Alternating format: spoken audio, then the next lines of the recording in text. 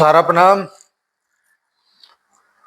सहारा से जुड़े हुए सभी कर्तव्योगी साथियों का और करोड़ों निवेशक साथियों का एक बार फिर से हार्दिक अभिनंदन, स्वागत है। दोस्तों, जब से ये 5,000 करोड़ फिर से रिलीज हुए हैं, पेपर में, समाचार पत्रों में या मीडिया के माध्यम से सामान्य जमाकर्ताओं को जब सूचना मिला है, तो फिर से एक तरीके से हलचल लोगों के अंदर है। कई सारे लोगों के फोन हम लोगों के पास आते रहे हैं, लेकिन मजबूरी इस बात की है कि हम लोग उनकी 5 लाख, 10 लाख, 20 लाख जिन लोगों का जमा है, उनका कोई सहायता नहीं कर सकते हैं, क्योंकि पोर्टल पर अभी मात्र 50,000 रुपये तक का ही भुगतान लोगों का किया जा रहा है। हमारे माध्यम से कई बार इस बात को उठाया गया कि कम से कम 5 लाख रुपए तक के भुगतान की व्यवस्था कम से कम तो की जा सकती है, क्योंकि तमाम ऐसे लोग हैं जो बीमारी से पीड़ित हैं, तमाम ऐसे लोग हैं जो केवल इसी के ऊपर डिपेंड थे। उन्होंने अपने जीवन भर की पूंजी को यहाँ पर लगा के एक उम्मीद के साथ कि हमारे ये पैसा भविष्य में काम आएगा या बुढ़ापे में काम आएगा, जरूरत के वक्त में काम आएगा, इस उम्मीद के साथ निवेश किया था। लेकिन कानूनी झंझावातों की वजह से, कानूनी पचड़ों की वजह से आज वो हताश हैं, निराश हैं। पोर्टल पर काम करने वाले हमारे हैदराबाद की टीम के साथियों को मैं जरूर बधाई देना चाहूँगा कि वो इधर उधर भटके बगैर एक अनुमान के तहत लगभग 1,000 करोड़ रुपए का भुगतान कराने में सहायक बने हैं। यानी कि 20% का हिस्सा उनके द्वारा किए गए प्रयत्नों की वजह से आज सामान्य जमाकर्ता के बैंक खाते में ट्रांसफर हुआ आज तक। तो ये बहुत बड़ी उपलब्धि है। मैं वी सत्यनारायण जी, जो बहुत वरिष्ठ हैं, उनको और उनकी टीम को बधाई देना चाहता हूँ। साथ ही साथ अन्य क्षेत्रों में भी जिन लोगों ने बेहतरीन काम किया है पोर्टल पर और अपने सम्मानित जमाकर्ताओं का सहयोग करते हुए भुगतान कराने में एक अहम भूमिका निभाई है, वो भी इधर उधर नहीं भटके हैं और निरंतर कोशिश करके अपने सामान्य जमाकर्ताओं का भुगतान कराने में सहायक बने हैं। उनको भी बधाई। हमारे अपने परिक्षेत्र में भी केवल आंशिक भुगतान के रूप में 2-3 करोड़ के लगभग का भुगतान हो सका है, और उसके बावजूद अभी करोड़ों रुपए का भुगतान अभी पेंडिंग में है। कई सारे बुजुर्ग, कई सारे बीमार लोग जब अपनी व्यथा को सामने रखते हैं तो एक तरीके से आह निकलता है कि काश हम इनकी मुसीबत को, इनकी समस्या का समाधान कर पाते, क्योंकि हमारे सीमित संसाधन हमारे पास उपलब्ध है। हम मास्टर फॉर्म को अपडेट कराने का संसाधन हमारे पास आज की डेट में उपलब्ध नहीं है। केवल 600 पर मेंबरशिप अपडेट कराने का है, लेकिन वो भी मुख्यालय के द्वारा बहुत विलंब से अपडेट किए जा रहे हैं। ये भी बहुत बड़ा कारण है।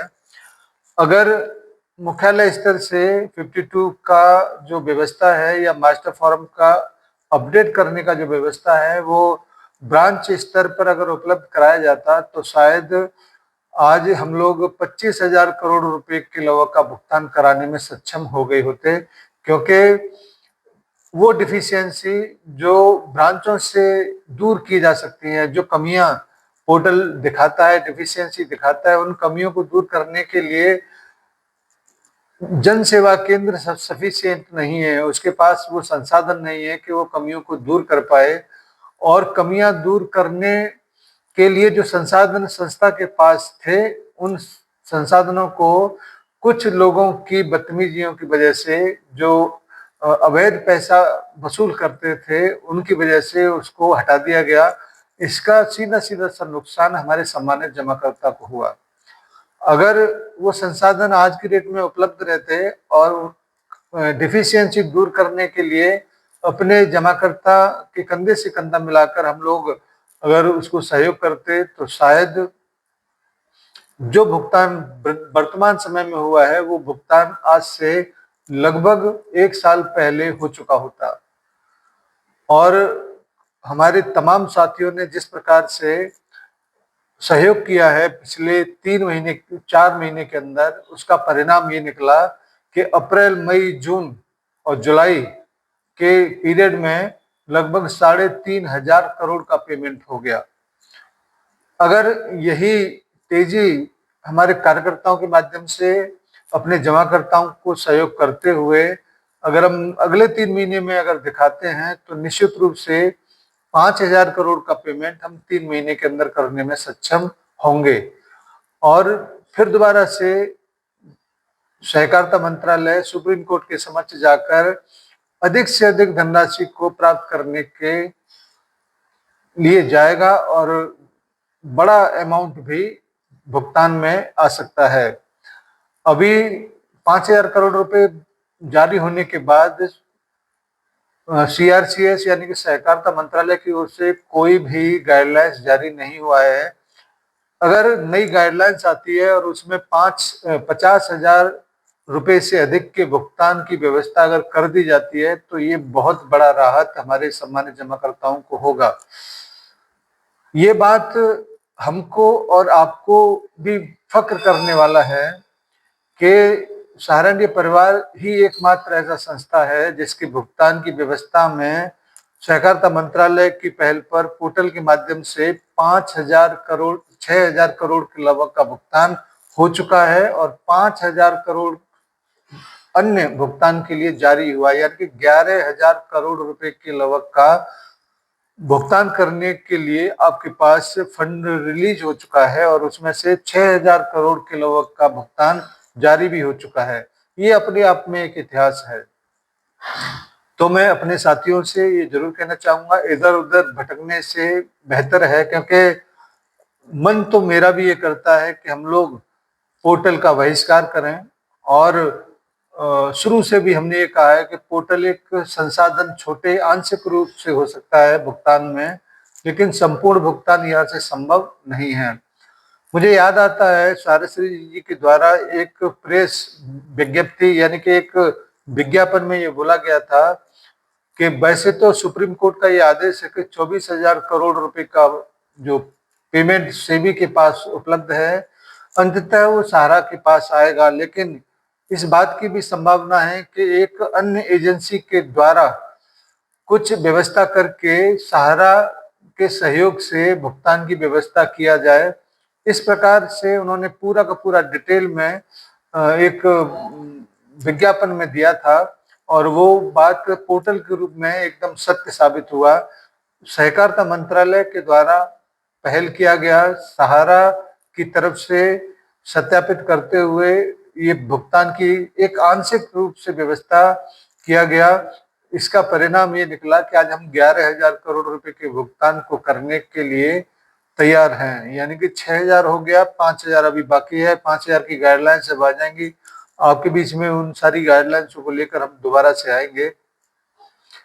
तो सोशल मीडिया पर पोर्टल का बहिष्कार करने का जो बातचीत तमाम लोग करते हैं, उनके दर्द को समझा जा सकता है, क्योंकि पोर्टल से एक तरीके से कार्यकर्ताओं का नुकसान हो रहा है, हमारे जमाकर्ताओं का नुकसान हो रहा है कि वो ब्याज सहित पेमेंट अगर काउंटर से पा लेते तो शायद उनको वो राहत मिलती जो शब्दों में बयान नहीं की जा सकती थी। लेकिन फिर भी बुद्धिमान व्यक्ति ये कहता है कि जो वर्तमान में संसाधन उपलब्ध हो उसका सदुपयोग किया जाए और भरपूर किया जाए, तो शायद अपेक्षित परिणाम भले ही ना मिले, मगर आंशिक परिणाम जरूर मिल सकते हैं। क्योंकि सहारा से पहले तमाम ऐसी कंपनियां जिनके मूलधन, ब्याज तो अलग, मूलधन का भी वापसी संभव नहीं हो पाया था, और तमाम असेट्स संबंधित रेगुलेटर ने सीज करके, वो क्या हुआ क्या नहीं हुआ ये बहस का मुद्दा नहीं है। बहस का मुद्दा है कि जमाकर्ताओं को 1 रुपए का भुगतान नहीं हो पाया, लेकिन पोर्टल के माध्यम से ही सही, लेकिन 11,000 करोड़ रुपए के भुगतान करने की कगार पर सारंगी परिवार के माध्यम से, ये व्यवस्था के माध्यम से हुआ है।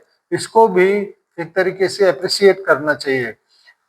साथ ही साथ मैं अपने ऐसे बहुत सारे जमाकर्ता और कार्यकर्ताओं से ये कहना चाहूंगा कि लगभग 80% या 70%, 80% के समथिंग का एक संख्या ऐसा हो सकता है जो अभी भी पोर्टल पर न जाकर वेट कर रहा है सहारा की तरफ से कुछ हो।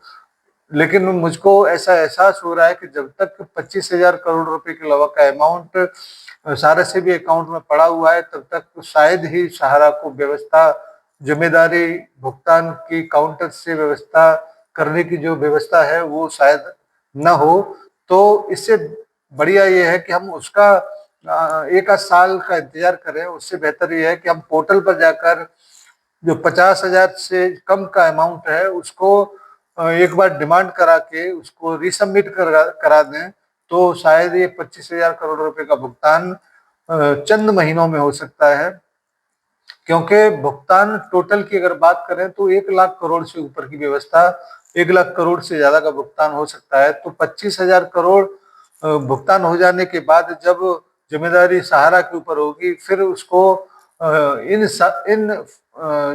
भुगतान को करने के लिए जिस फंड की जरूरत है, उस फंड को अर्जित करने के लिए जो उसके ऊपर फाउंडेशन जो लगा हुआ है वो हटेगा और भुगतान की व्यवस्था काउंटर से होगा।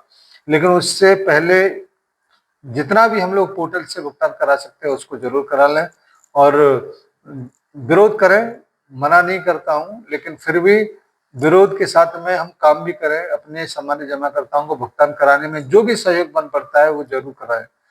और कार्यकर्ता अपने सामान्य जमाकर्ताओं से केवल इस वजह से दूर हट रहा है कि उसके पास में कोई जवाब नहीं है।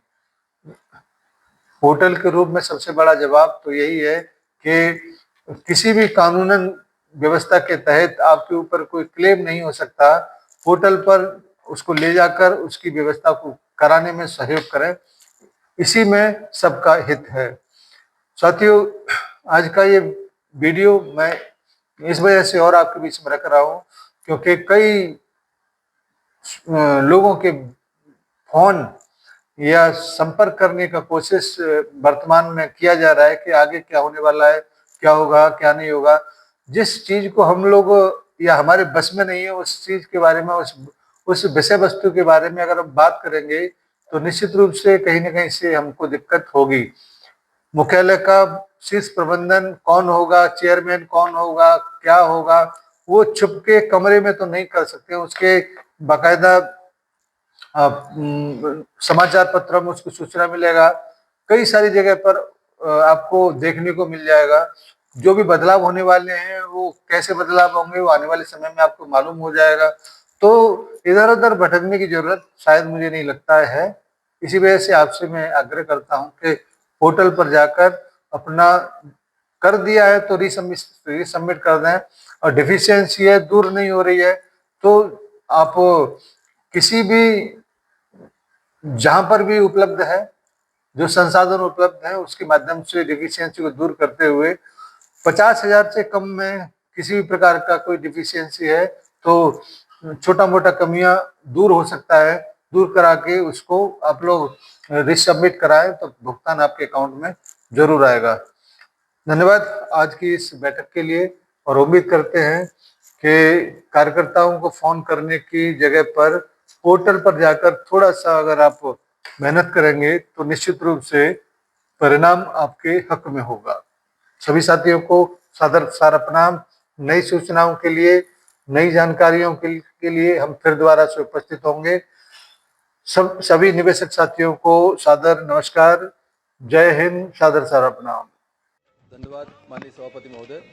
मैं आपके माध्यम से एक महत्वपूर्ण विषय सदन के सामने रखना चाहता हूं कि सहारा इंडिया ने पिछले अनेक वर्षों में जमाकर्ताओं से करोड़ों अरबों रुपए की राशि अपने बैंकिंग सिस्टम के माध्यम, सोसाइटीज के माध्यम से पूरे देश भर में जमा कराई थी।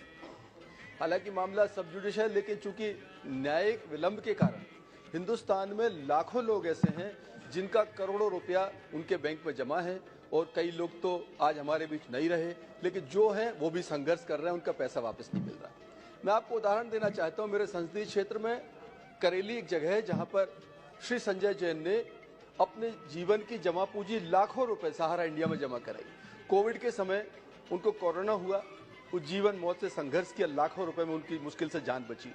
बाद में ब्लैक फंगस के शिकार हुए और उसके बाद उनकी एक आंख चली गई, और आज वो आर्थिक संकट से जो गुजर रहे हैं।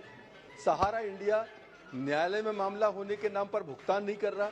संजय जैन जैसे देश में कितने लाखों लोग हैं जो सारी जमा पूंजी उस बैंकिंग यूनिट में जमा कर दी है और आज अपने जीवन यापन के लिए पैसा नहीं निकाल पा रहे। मैं आपके माध्यम से सरकार से आग्रह करना चाहता हूं, कोई ऐसा मैकेनिज्म डेवलप हो कि जिसमें जिनके करोड़ों रुपए बड़े पूंजीपति, बड़े व्यवसायियों का जमा है, वो राशि उसको सेकंड प्रायोरिटी रहे, लेकिन जिनका कम पैसा है, 20 लाख, 30 लाख, 40 लाख रुपए, जो जीवन की सारी संपत्ति उसमें जमा कर चुके, प्राथमिकता के आधार पर ऐसे लोगों का भुगतान पहले हो, जिससे कि वो अपना जीवन यापन कर सकें। और बैंकिंग सेक्टर पर जो अविश्वास हुआ है, प्राइवेट सेक्टर की बैंक्स के ऊपर जो अविश्वास, सोसाइटीज पर जो अविश्वास हुआ है, उसका अविश्वास को दोबारा से हम विश्वास में कायम कर सकें। सरकार कोई ऐसा मैकेनिज्म डेवलप करे और जिनको पहले आवश्यकता है उनको भुगतान पहले हो, ऐसा मैकेनिज्म डेवलप करते हुए लोगों की मदद करें। आपके माध्यम से मैं वित्त मंत्रालय और न्याय मंत्रालय दोनों के माध्यम से कहूंगा कि इसको थोड़ा तेज गति से न्यायिक प्रक्रिया को निपटाते हुए लोगों के भुगतान की प्रक्रिया को आसान बनाया जाए, यही अनुरोध है। गब्बर, गब्बर, बाहर निकल चल। अगर अपनी माँ का दूध पिए तो बाहर निकल। कहाँ गए तेरे सांबा वाम्बा पाम्बा, किधर है? हाँ? कालिया वालिया, चलो बाहर निकलो साहब। आत्मविश्वास की नई ताकत। निकलो ना बाहर।